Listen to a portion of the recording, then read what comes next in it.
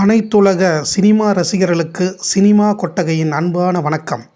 இந்தியாவில் வெளிவந்த முதல் பேசும் படம் பற்றி பார்ப்போம். 1929ஆம் ஆண்டு வெளியான அமெரிக்க பேசும் படமான ஷோ போட் என்ற படத்தை பார்த்த தயாரிப்பாளர் இயக்குனர் அந்தேஷிர் இரானி என்பவர் தாமும் அதேபோல் படம் எடுக்க வேண்டும் என்று முடிவெடுத்து இம்பீரியல் கம்பெனி என்ற பட நிறுவனத்தை தொடங்கி பம்பாயில் தொடர் நாடகமாக வந்து கொண்டிருந்த ஆலம் ஆரா என்ற இஸ்லாமிய மன்னரின் கற்பனை நாடகத்தை பார்த்தார். அது அந்தேஷிர் இரானியை கவர்ந்தது. அந்த நாடகத்தை தழுவி ஆலம் ஆரா என்ற பெயருடனேயே படப்பிடிப்பை தொடங்கினார்.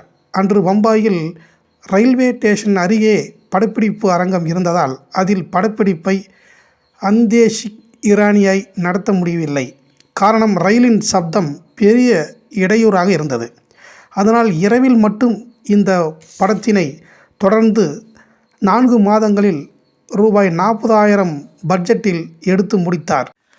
அது இன்றைய பண மதிப்பில் 12 மில்லியன் ஆகும்.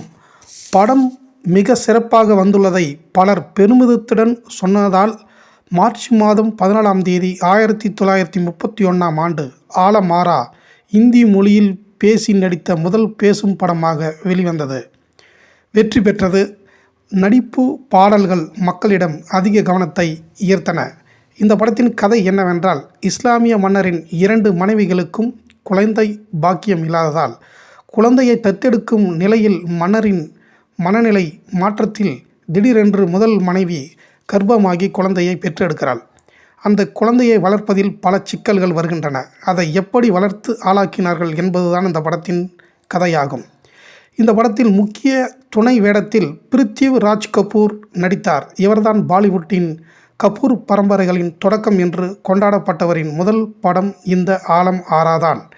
படத்தினை பம்பாய் மக்கள் கூட்டம் கூட்டமாக குடும்பமாக கண்டு ரசித்தார்கள்.